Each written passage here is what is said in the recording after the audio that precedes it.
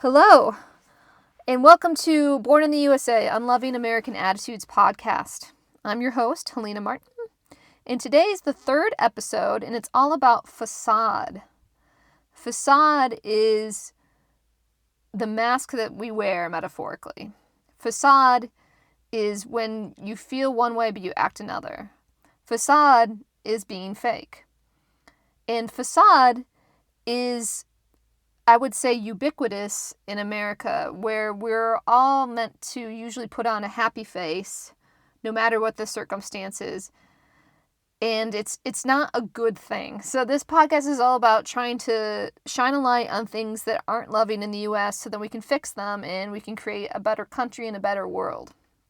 So that's why I want to dedicate an entire episode to façade, because it's something that you see in all Western countries, at least the ones I've been to, but it's kind of like, it's like entitlement in that it's on steroids in the U.S. So it's a pretty big deal, and it's one of our staples of our culture. As you guys know, I'm doing this podcast through the perspective of somebody who listens to the teachings of divine truth, and because I feel like that's where most of my spiritual education has come from. And so in divine truth, there's these 5 principles that are really important. The first one is love, which is kind of self-explanatory. The second one is truth, which is also self-explanatory. The third one is humility, which is not the way Webster defines it, in that it's not about like putting yourself down or not being arrogant. Humility, defined through the divine truth teachings, is feeling any feeling you have, whether it's sadness or fear or happiness, any feeling you have. The fourth principle is faith, which is having a knowing that something will happen in the future if you take certain steps. And the fifth one is taking action in line with the first 4. So the first 4 principles might seem a little bit abstract, and I've just blew through them really quickly, but I'm going to try throughout these episodes to kind of bring things back to the principles, because principles are very broad and they're a good way to deal with any situation if you always bring it back to the principles and instead of trying to remember every little nitty-gritty detail. If you're studying for a test, instead of trying to memorize everything the professor said by rereading your notes until you want to vomit the night before a test, to just kind of remember what the main principles that your professor tried to teach you and how those worked when you were doing experiments in the lab. And then bring that approach to the test. And you'll actually retain the knowledge better, as opposed to if you just cram, you'll just retain the knowledge for a short amount of time and then probably forget it afterwards. So that's my spiel about principles. Going back to façade. So I just briefly defined façade, and I'm going to get into that more. I'm going to break it down from different perspectives more. And then I'm also going to talk about post-World War II history in the U.S. and how it relates to façade, my experience with my own façade, and my favorite part, I'm going to talk about movies and films that either reinforce the American façade or challenge it or rebel against it. So that's how it's going to go down for the first half. And then the second half of the episode, we're going to talk about why the façade's not good for anybody. It's really not. And how do we get out of it? Why do we choose to keep up a façade? Because it actually takes a lot of effort to pretend to be somebody you're not. And then we're going to talk about how to deal with this problem in day-to-day life. And this is something I'm still struggling with. I don't think that I have, as thick a façade as an average American, because I like truth a lot, but I still have a façade, especially if I feel nervous. I will totally act differently than how I really feel and not say how I really feel or withhold an opinion if I'm afraid I'm going to rock the boat or make a conversation uncomfortable or whatever. So this is something I'm going through too. I'm not talking about façade as though I've broken my façade down and I don't have one. I definitely do. And I'm learning here. So that's my little preamble. All right, let's get into it. So let's define façade. First from our old boy Webster. Façade. A false, superficial, or artificial appearance or effect. Example, they tried to preserve the facade of a happy marriage. So that's pretty straightforward, right? And also, if you just Google facade, you'll find a lot of information about building facades, which relates to the facade we're talking about in this episode, which in that it's a physical metaphor for facade, in that it's the pretty part of the building. It's the front part of the building where there's been a lot of money and effort put into making the front of the building ornate or beautiful, and the rest of the building there's a lot less effort put into it, and it's very simple or even ugly or shoddy. And that's what our facade is. It's trying to put a good face to the world, but underneath things aren't looking so great. So let's define facade through some information I found online at the Divine Truth website. And I got this from the Understanding Self, Deconstructing the Facade Self talk. There's an outline online if you want to check it out. So here are some reminders about the facade self. It's created in childhood, 1. It's created then because we were doing it for other people, not for other people because they didn't want us to be our real selves, because it's probably triggering. You know how triggering kids can get? Man, they push every little button, right? The second thing is the facade. We take it from our childhood and we run with it and we develop it even more as we get older. Like maybe we become even less like ourselves to fit in middle school or high school or even college or at our first job. So it's something that we start off with in childhood, but we kind of add on to it. You can think of it as a wall, and we're just adding more and more layers of bricks. And the third thing is that our facade is adult in nature, meaning because it was created by us trying to pander to adults as children, it's got an adult feel to it. It's not childlike, because you don't think of facade and think of children. Kids keep it real, they often say things people don't want to hear, or they like blurt out the truth in the middle of a conversation that two adults are having and embarrass their mom or whatever by saying something really blunt and honest.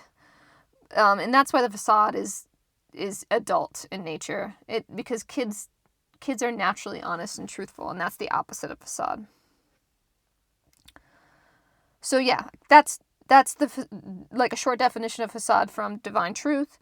And then for myself, the way I would say that I define facade is when I behave in a manner that does not reflect how I really feel. And I do feel like this is something I learned from a young age, that you had to put on a front to get along. or maybe not even get attacked.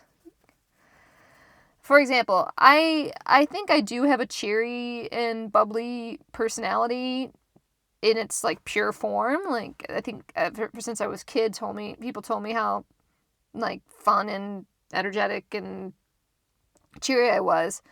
But that's also part of my facade. I can tell sometimes I'm really laying it on thick with people when I try to be extra nice or extra positive, and sometimes I'll notice I even talk really fast when I'm in that place. And that's not my pure personality. That's me being a little court jester Pollyanna, because I learned at some age that makes people really happy, especially if you're like, think about like a grumpy old adult that's dealing with all of these issues, like maybe a bad marriage, or like in that previous Webster example, or problems at work or financial crises. If you come home and your kid's crying and upset, you don't want to deal with it. But if you come home and the kid is asking you how your day was and cleaning for you and singing songs and skipping around, you're probably going to like that more. It's kind of like how people have dogs for that reason, because dogs are usually really cheery. And people prefer that than to be around other people who are sad or miserable, because that would trigger and remind them that they're sad and miserable. And I am saying that I think most people are sad and miserable underneath, if they're not, if they're without the addictions, like emotional addictions that they have. The way I've also seen this play out with me is that I along with my cheery facade, I'm a bit of a joker. I like to tell jokes, but in my facade, I will use jokes as a way to defer from my own feelings.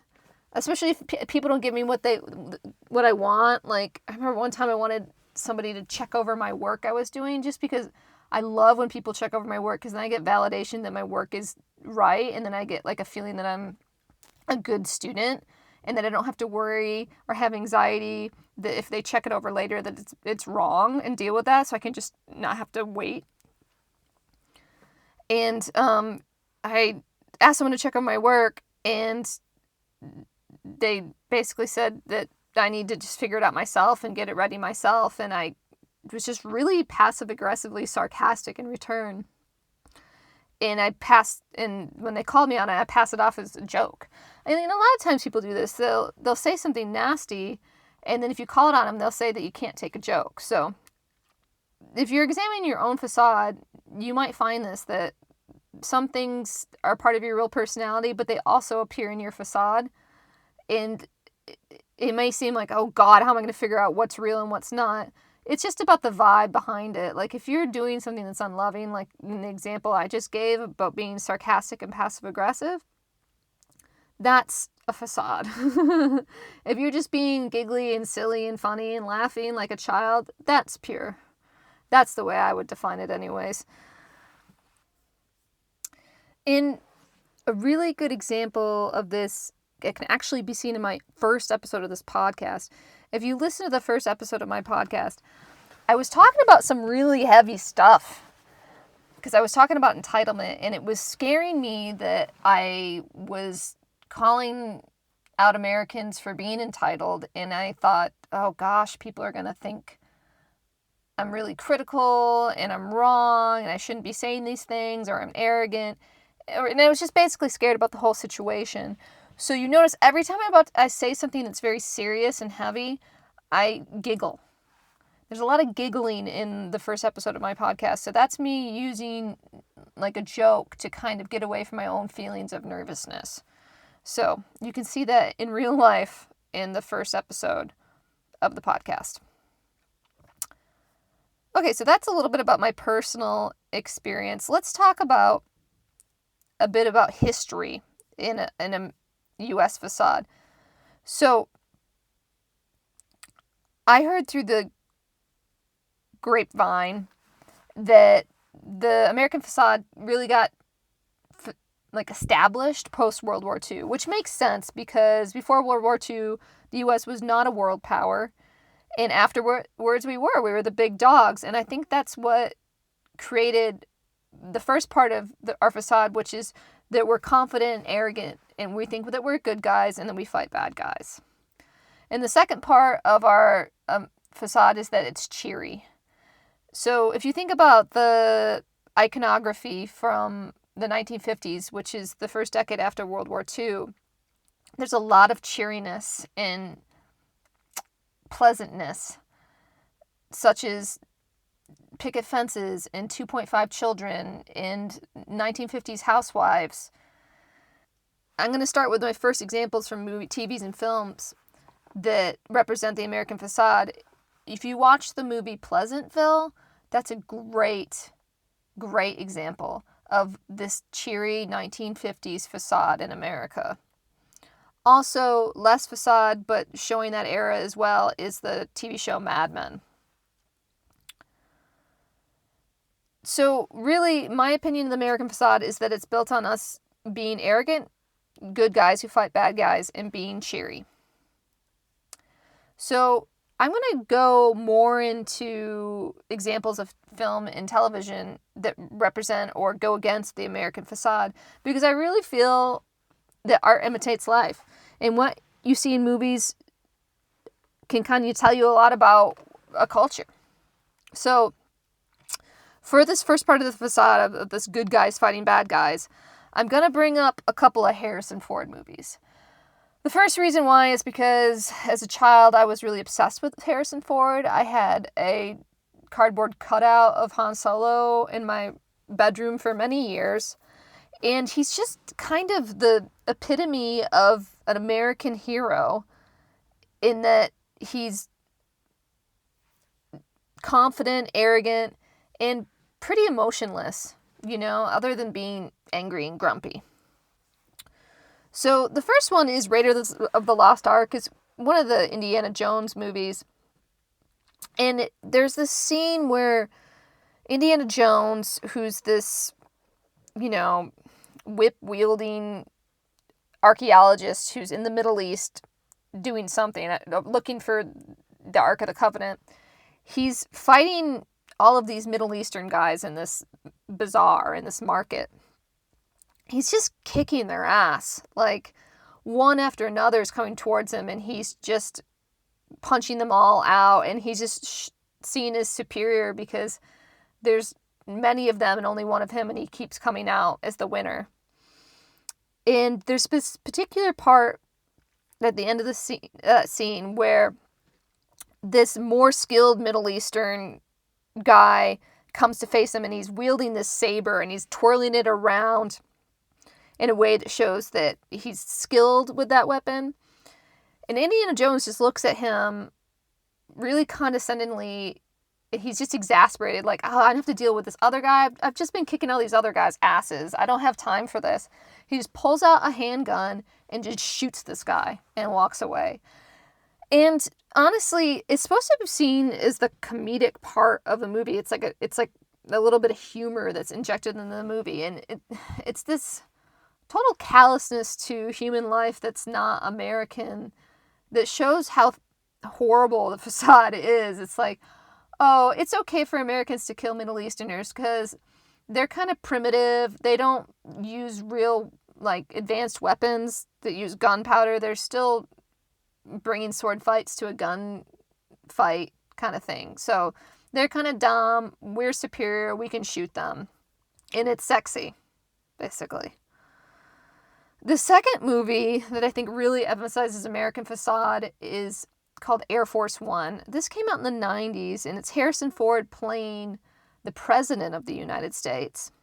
And Air Force One is the President's private jet. And terrorists hijack this jet, and they take the President and all his family and everybody on the plane hostage to try to release a leader in a Eastern European country. And at one point, there's a scene where the president, played by Harrison Ford, is actually fighting one of the terrorists in the plane. And there's an iconic line where he beats the shit out of this guy and throws him off Air Force One and says, "Get off my plane."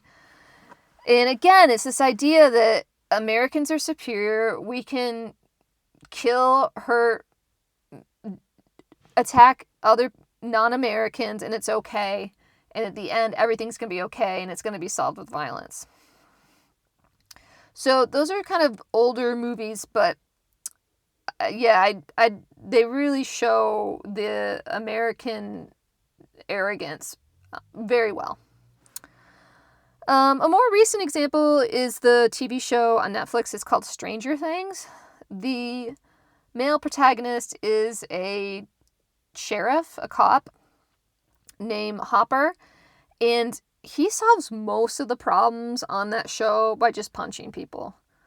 He punches Russians, he punches other cops, he punches anybody who's in his way, basically, and the other characters in the show kind of rely on him to kick everybody's ass, and he's just seen as really sexy and really great, and he's so arrogant, and it's just seen as completely endearing. I found it endearing. I grew up with these guys on TV like Indiana Jones and Han Solo, again, just both Harrison Ford references, but and I guess for English people, this would be like James Bond, right? Like these arrogant guys who just are violent with the world that we see as good men, as good guys. So, and then my third example, would I just say that superhero movies in general, not that I've watched a lot of superhero movies, but the ones I've seen always show Americans is confident and arrogant in using violence to justify whatever ends they want to achieve.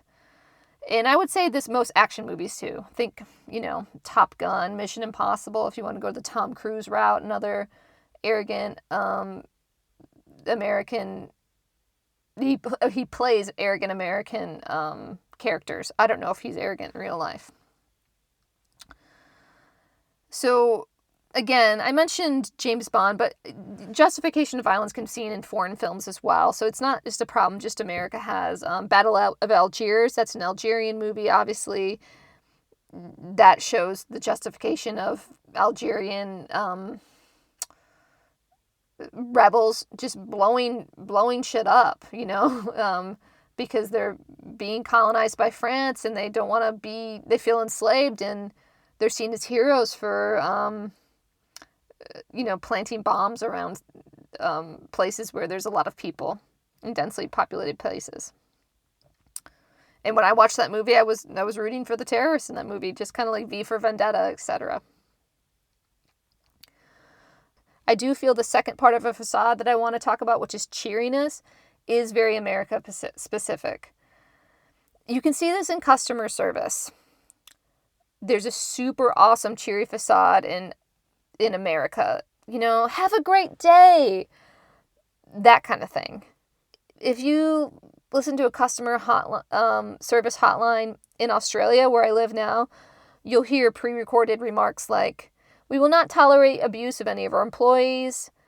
I saw similar messaging like that when I went to the Australian equivalent of the DMV. Like, if you're gonna be rude or in any way to our employees at this DMV, we're gonna ask you to leave. I would never saw that in America.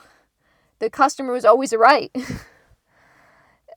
In America, you could abuse people on a customer service hotline and they had to be cheery with you. They couldn't hang up on you.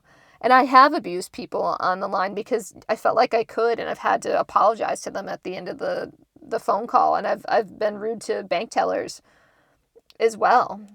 And there's this feeling that you just have to take it. Like, if a customer is a jerk, you just got to smile and be polite. It's over the top in the U.S. Think about waiters and waitresses, servers. In Australia, they're polite enough, but they're not over the top with it, with the cheeriness that they have in the U.S.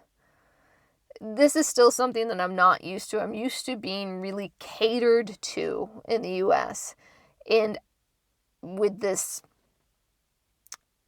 happy, everything is going to be great, everything is going great facade. So let's give some examples of the cheery facade in film and TV. I would say anything that was on the Disney Channel back in the day, or TGIF, which is Thank Goodness It's Friday, emphasizes the cheery facade. Also, a classic show from the 90s, Friends, about 6 singles living in New York City. I would say a lot of Christian media. I've seen a couple Kendrick Brothers movies. These are the guys who made War Room and Fireproof, or these Christian movies. They're definitely about, let's be positive, even though our marriage is falling apart, and even though I almost cheated on you. That's kind of the topic in War Room. And yeah, I think that would reflect a lot of churches I've been to as well, is that we've got to always keep things positive and God's got a plan for us, etc., etc. So at some point in TV history, I remember things took a shift. I remember it in the 90s, where there became this backlash to the cheery facade in America. And we got TV shows like South Park, which kind of embraced and reveled in being an asshole, basically, and not being cheery, and being sarcastic, and being vindictive, and being openly immoral. I've seen this more in the more recent media, in the show It's Always Sunny in Philadelphia, and even more recent Wednesday, which is a show about people who feel like they're outcasts and who have been hurt by bullies in the past, hurting bullies and hurting other people that have hurt them in the past. So there's, again, it's funny because they're similar to the cheery good guy American Facade in that they feel, these characters in these shows I just outlined feel justified whenever they're violent or unloving to other people, but they don't have this facade that they think that they're good people or that they're cheery or that they're super positive. So that's the rebellion against the friendly facade. There are some TV and films that have a lot less facade that are American, and so I'm going to talk about those next. They have more truth about how U.S. citizens really are, and it doesn't glorify the characters outright, but it doesn't criticize or examine them in a meaningful way. For example, a very popular TV show in the 90s, which I watched reruns of nearly every evening while I ate dinner with my family, is Seinfeld. This show has a lot less facade. It showed the main characters as self-centered narcissists, basically, focused on trivial and superficial matters. Yeah, they weren't seen as good guys. They didn't think they were good people, or they kind of just wanted to do what was ever best for them. They would walk over other people to get what they wanted.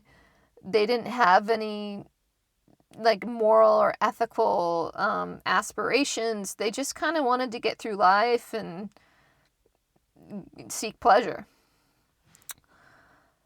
That show is, yeah, it's hard for me to watch now because I'm just like, God, it's a show, the tagline of the show is a show about nothing. It really is just trivial.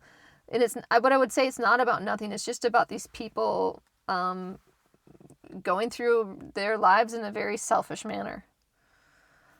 A second show that I think was really good, it was The Sopranos. It was the same era as Seinfeld, like late 90s, and it's become popular again.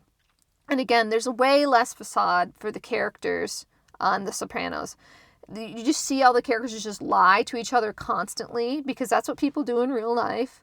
You just see people being self-centered with no shame, using violence to get ahead. The Sopranos is a show about the mafia, so obviously there's a lot of violence that's justified. Lack of worth in human life, like people are just killed, and wrapped up in a rug and thrown into a dump. And the one part I think that there's a facade on the show is that the different members of the mafia often justify what they're doing because they're just trying to, quote, feed their families. That's a refrain you hear a lot about The Sopranos. Oh, we're all just trying to feed our families. That's not true. The characters in The Sopranos are seen as living this huge hedonistic fireball of a life where they're just overindulging in food and drugs and drink and sex and every luxury you can think of that money can buy. So yeah, it's a pretty depressing show, and I think that from my travels on the internet that some people think the characters of The Sopranos are actually good people and they're cool guys and the mafia is cool. But I don't think the creators of the show that was their intention. They wanted to show the mafia is pretty dark. A couple other pieces of media that I think are good that kind of lift the veil a little bit on the facade is the movie Don't Look Up. It's from 2021. That's about how Americans kind of want to deny reality. It's a movie about how a meteorite's going to hit Earth. And a group of Americans choose to not look up. They're told to not look up. It's like this whole movement in the movie. Don't look up. You don't need to see the meteorite. Like, what you don't see can't hurt you kind of thing. And I think that Americans are like that a lot. And we're going to talk about this in the second half of the episode, is that we don't really want to see what's going on. We want to live in our bubble. And the last show that kind of, I think, has a lot less facade is the TV show Girls. This is a show that came out maybe 2010s. And it's about a group of really entitled 20-something girls who live in New York City. And it shows them being really rude and self-absorbed And yeah, it doesn't show, like, I would say its predecessor, like Sex and the City, which was also about 4 women in New York City, had more facade. Like, Girls just kind of shows how the characters really don't think about anyone but themselves, are constantly making dumb decisions and blaming other people and being irresponsible and so on and so forth. But what I liked about the show was just so honest. It was just so honest. I was like, oh yeah, I can see when I'm like that. I can see when I'm like that. And yeah, that's what I found endearing about the show. Okay, so this last group of movies and TV shows I'm going to talk about are the most important ones of this episode because they're like the last set I talked about, where they're showing Americans with less facade. They're showing they're showing what's underneath the facade in America, but they're not reveling in the hedonism and nihilism like the shows that I previously mentioned. So the first show I'm going to talk about is The Wire. So this was a 90s TV show on HBO. It's written by a journalist, David Simon, and then a former school teacher and police officer. So these people had some experience outside of Hollywood. They gave them a more accurate lens of what life in Baltimore, which is where The Wire is set, is like. So it's a cop show. The Wire is a cop show, right? The Wire is about putting a wire on an informant to go record criminals talking about their deeds so you can get evidence to nail them in court. But it's just not like any cop show you've ever seen, because the cops are not motivated by a desire to protect and serve, but intellectual vanity. They want to feel like they're smarter than the criminals they're going after. And you see that the cops often are very corrupt and doing very bad things. They're not black and white characters. Likewise, the antagonists in the show, the drug dealers that the cops are going after, are not seen just as these purely evil gangsters, but, you know, people who are trapped in their situation, their circumstances.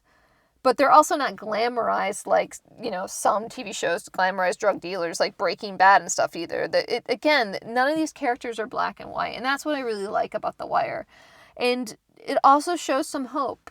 Some of the characters, they make a series of bad choices, and then they start to make good choices, and their life gets better. So, yeah, highly recommend The Wire. The second piece of media I want to talk about is American Woman. This movie came out around 2020, I believe. And I just feel like the sets, the costumes, the dialogue, the interfamily dynamics, and the emotions were all really realistic to my experiences growing up in the U.S. It's set in Pennsylvania, which is, I would say, similar to the Midwest where I grew up. And the characters are seen as these fully fledged, like I said, nuanced, like I said, not black and white people. They have flaws, that do bad things and then realize they're bad and try to change, or realize they're bad and don't change. And again, I think this is part of having a facade, is you don't see things in shades of gray. There's either good guys or bad guys, but in reality, things are much more nuanced.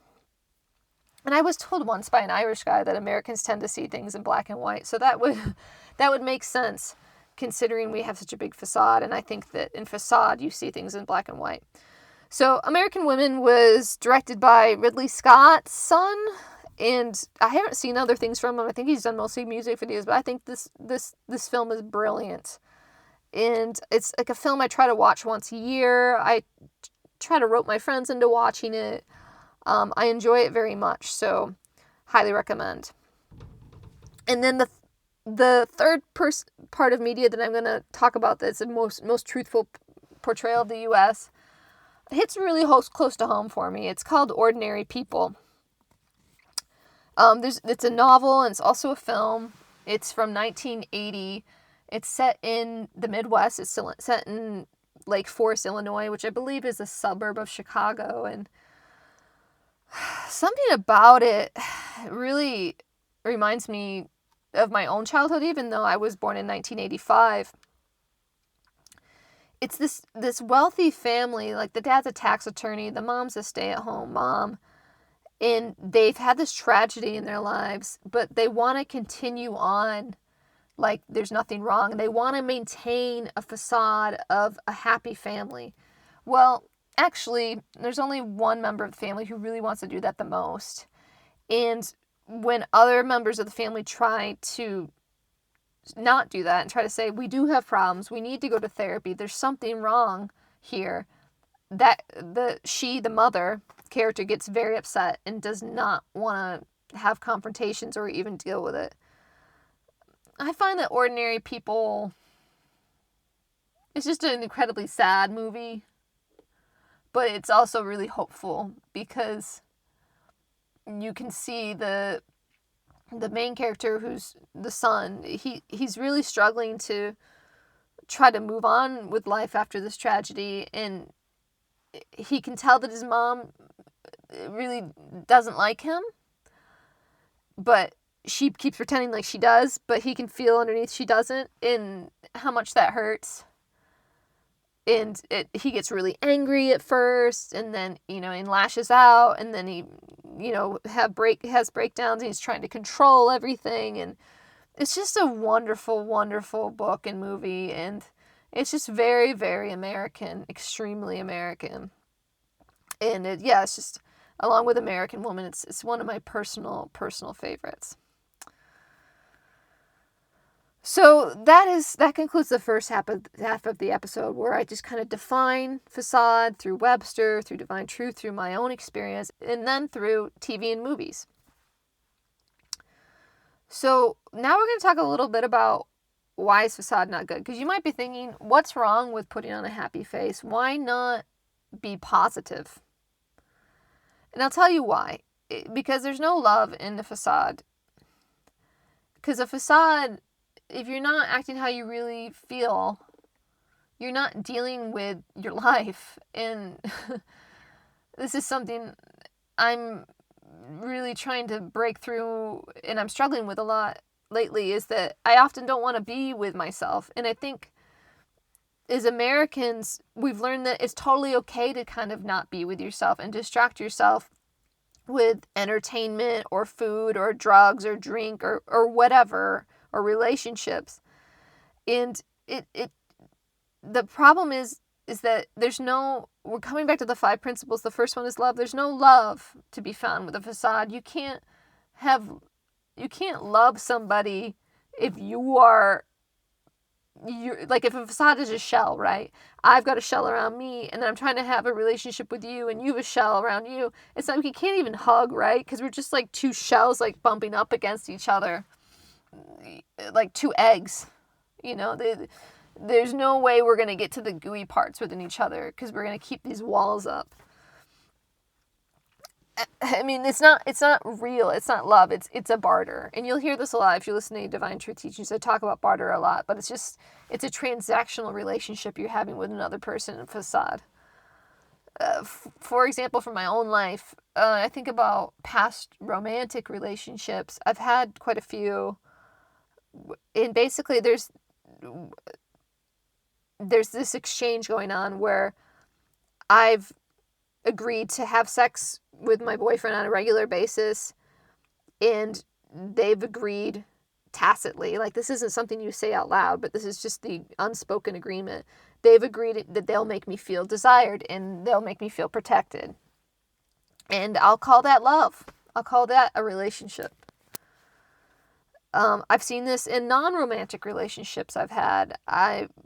So friendships. I'll be codependent with you, and I'll listen to you complain about your boss, and I'll commiserate with you and tell you how unfair it is and how he's such an asshole. As long as you do the same for me, tomorrow when I come to you and complain about problems I'm having with my professor at school, for example, and we're just going to call that a friendship. But it's not really a relationship. is what I'm coming to realize, because you're not really getting to know that person, and they're not getting to know you. Not the real you. And that's what's sad about Façade. And with the US, I feel that there's reasons for a facade. In the US, I think World War II must have been really scary. It must have really shook a lot of people. It was very violent. Well, all wars are violent, but there was hand-to-hand combat. There's a lot of bloodiness. Watch Saving Private Ryan if you want to get a glimpse of that. And afterwards, we came home to a country that wasn't part of the war. We didn't have to deal with the after effects of the war like people in Europe did, or even Northern Africa did. There weren't bombed out parts of cities in the U.S. So we got to come home and pretend like everything was okay. And maybe that's what we wanted to do as a nation, because we probably would have been horrified to actually deal with and process what actually happened. I mean, World War II, this is when gas chambers came out. I mean, it was just horrible, horrible stain in human history. And that's how I think, this is my theory, is that's how Americans dealt with it. And then we had all of this cash and all of this power, and we just ran with it. And the reason that I want to make this episode is because there's no way we're going to move forward to be a better country if we want to maintain a facade. Just like there's no way that I'm going to move forward being a better person if I want to keep my facade. Think about it this way, like, if you're not paying someone, the facade is quickly taken down. For example, if you think about waiters in America who rely on tips to make a living, they're very cheery and they keep up a facade. Even if they're having a shitty day, they're going to pretend like they're so excited to serve you. Whereas in Australia, the waiters don't work for tips and they just are more real. They're not trying to put on a show. Because the facade just creates this virtual reality where, as Americans, we can pretend we're good and other people around us can pretend they're good, and we can all think that we're good. And we don't that way we don't have to look at how our actions as Westerners or, Americans specifically affects the rest of the world. We don't have to be truly responsible and care to track down how we get our water, how we get our food, what happens to our waste, how our choices affect the rest of the world, affect people outside of our own little inner circle. I mean, because I've talked about this in previous episodes here and there, but the choices we make as Americans, they really have a run-on effect that affects the rest of the world in negative ways. I'm talking famine. I'm talking war. I'm talking disease, destruction of the environment. It's real. And if we keep a facade on for ourselves firstly and for everybody else, and we stay in this virtual reality, we don't have to think about how the U.S. affects the rest of the world. Because thinking about that stuff is tough. It's tough, but how are we going to get anywhere unless we keep it real? So if the facade hurts other people, hurts ourselves, it prevents us having love in our lives, it prevents us from stopping doing things that hurt other people, why do we keep it?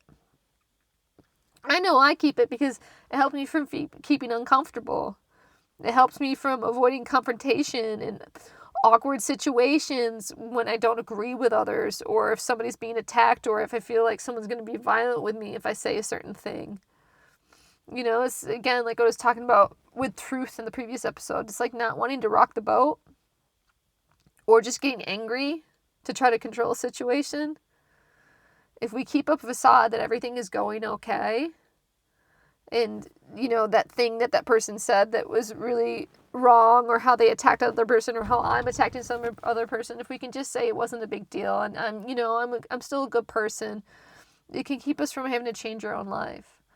Or again, if we want to go into rebellion and be like the characters on South Park or Wednesday, we can just say, oh, everything sucks. We can have this nihilistic approach. Everything sucks. We're all bad people. And then you don't have to deal with anything anyways. And so you can just kind of be miserable. with a little less facade, but you just kind of have more of a little less cheery facade and a lot more rebellious, angry facade. My own experience, I've always wanted to think I wasn't demanding as I really was.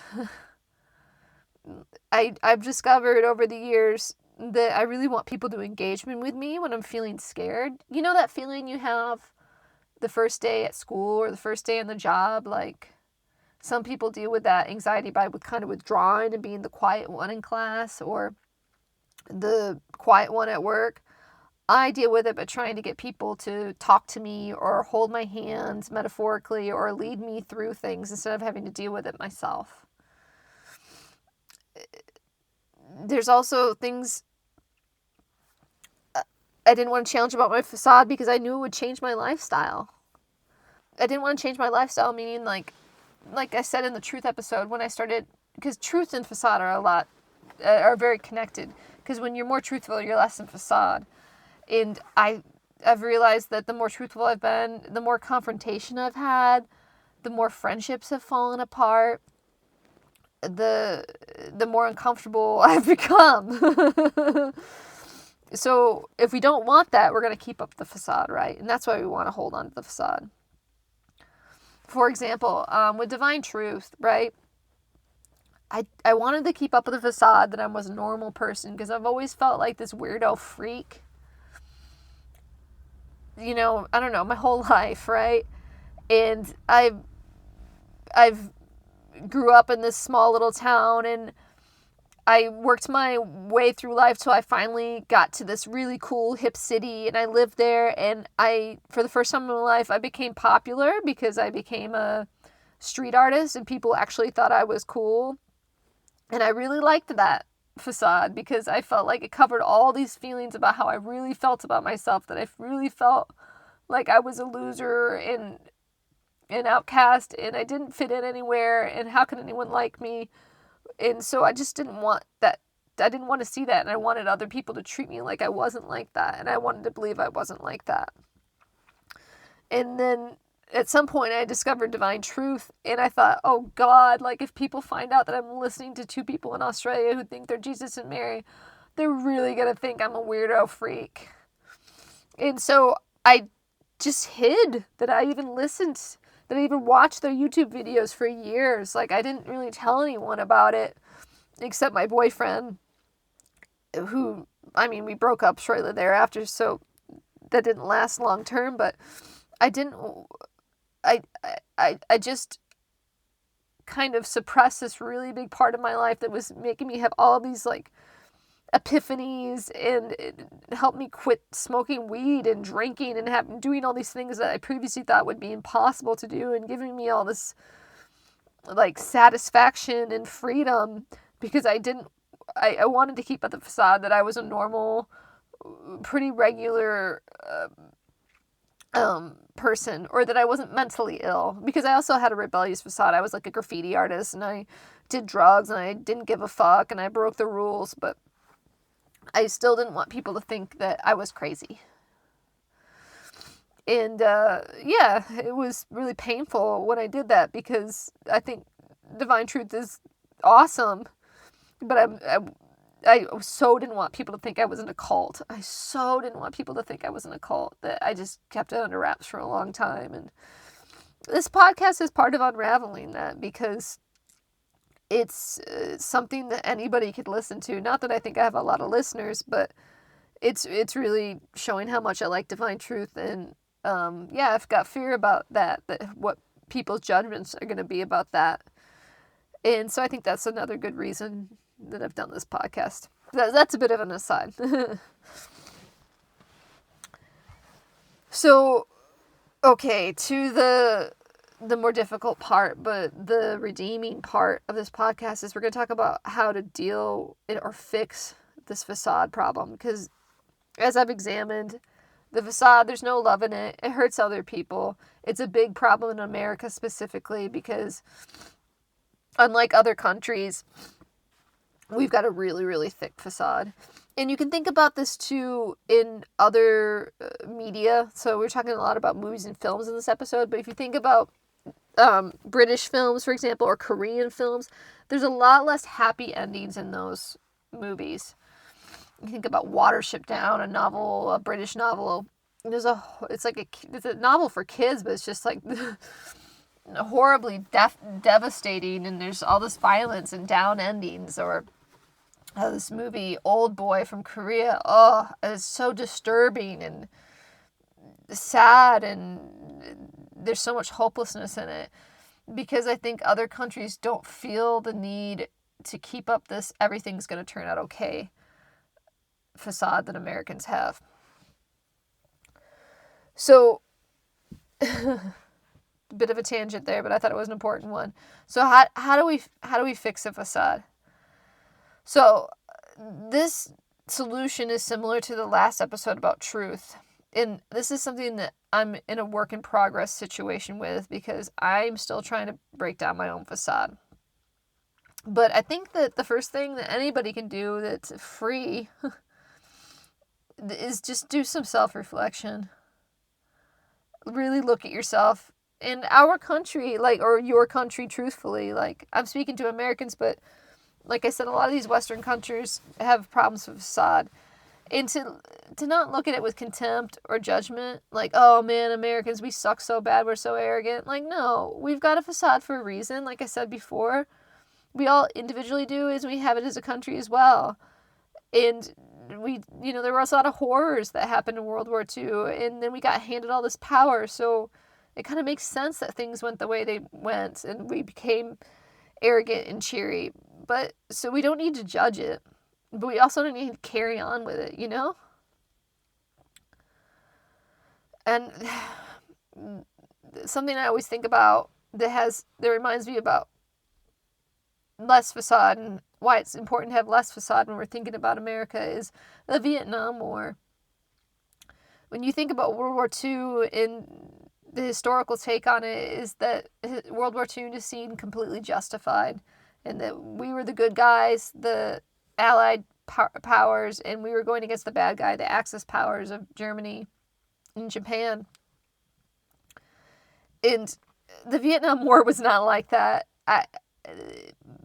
I had this experience as a kid because my mom's brother died in Vietnam, so on occasion we would go to these prisoner of war, missing in action vigils or events, and there would be various speakers. And I remember one time I was listening as a small child to the soldier talking about being spit upon, and he was just so upset, and I could see that war was never glorified, or it wasn't, at least in my perspective growing up. It was Vietnam War. I think most people know that it was stupid and there was no point, and that it just caused a lot of pain for Americans and the Vietnamese. And what's great about that is that there's less facade, because it kind of shows the truth of war more. So many horrible things happened in World War II, but everyone thinks it was really justified. But with Vietnam, you can kind of see the horrors of war kind of stripped naked, and there's none of this feeling of gallantry and exaltation of what America was doing. And, this is something you can ask yourself, hey, is war really necessary? Or if you believe in God, you can say, God, is war necessary? Think about the 5 principles. Is there love in war? Is there truth in war? And I would say with the Vietnam War, there's been more truth than World War II.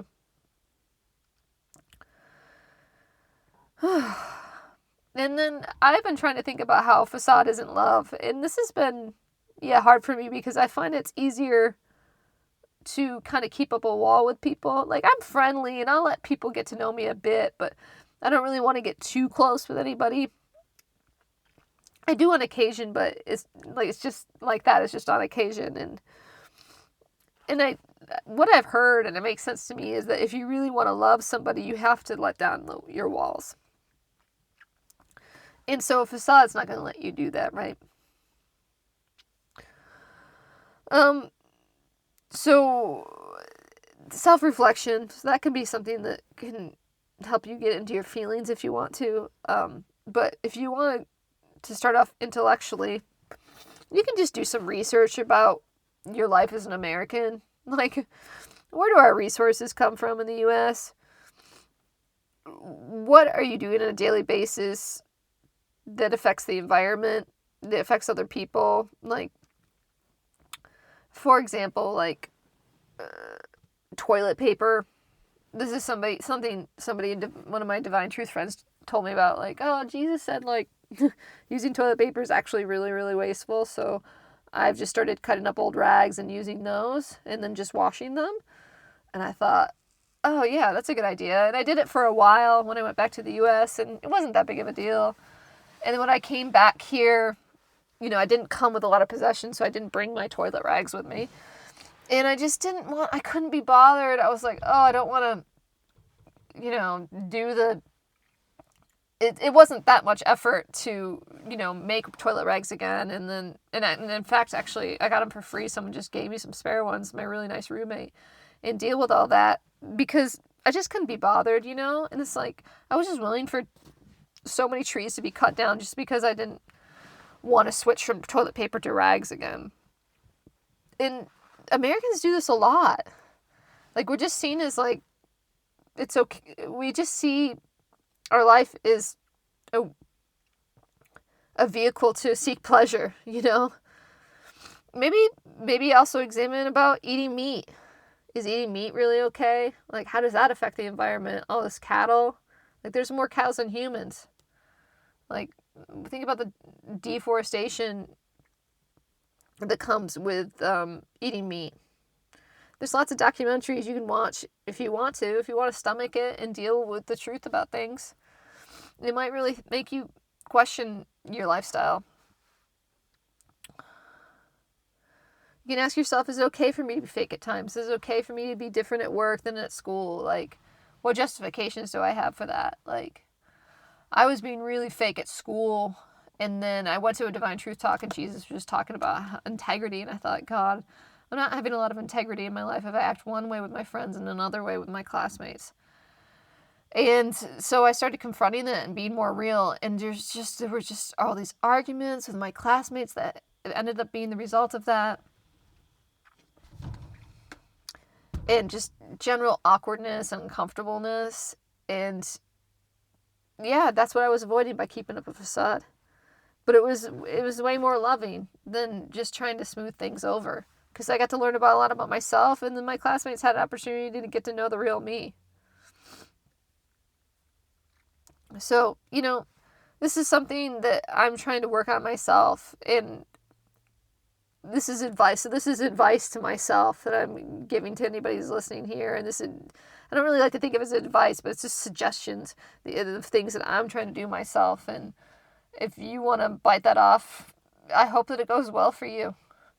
Because when I've done it, it's been good. When I've been feeling strong and I feel like I want to pursue the truth and I want to drop my facade, it's gone well for me. It's just painful, And then I'll run back to my addictions and not want to deal with it all the while. But I'm hoping that I can have more strength and integrity to move forward in the manner of challenging my facade, so that I can become happier. Because at this point, I just feel like I've got just a little bit of faith that dealing with my facade will be a good idea. But I have a lot more faith that being fake will keep me safe and comfortable.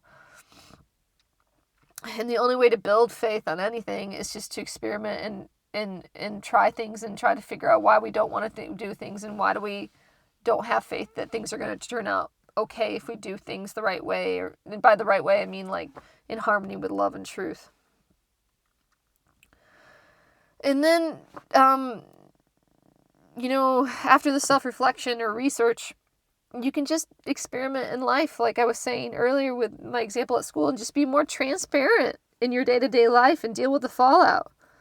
This might be losing friends. I definitely lost friends when I said that I thought that abortion was murder, and that sucked.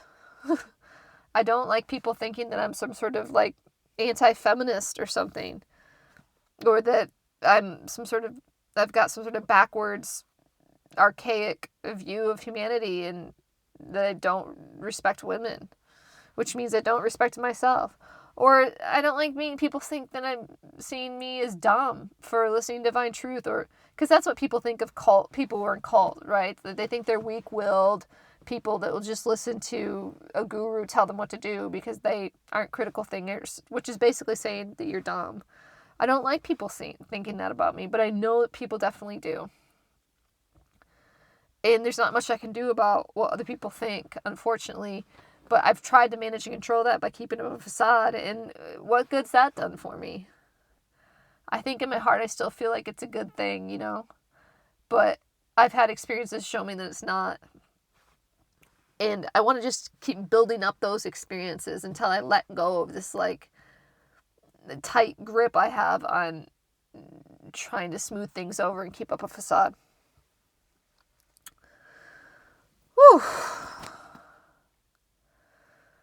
So that's the show on Façade. To sum up, we defined a facade through Webster, through Divine Truth, through my experience, and then TVs and movies. We described why we have it, why we don't want to let go of it, why I like it, and described how to fix it through self-reflection and, acting on that self-reflection. So I hope this has been helpful. I'm just trying to share my experience as an American and, to my fellow Americans. And I also want to say that, like, essentially, I do think that truth is appealing to people in a lot of ways. And that when you have less of a facade and you keep it real with people, it makes them feel like they can be real too. And that's what I've noticed, is when I've been really honest, it kind of gives people relief. And some people have made fun of me for being really honest and raw and real sometimes, but other people, I can see that it makes them feel like they can do the same. So, okay, yeah. And stay tuned for our next episode. It's going to be the first episode with a special guest. So, I'm pretty excited about that one. Thanks so much for listening. Feel free to contact me through my website, helenasuemartin.com. There's a page for my podcast. And I will post links to some of the media I described in the show notes. Thank you.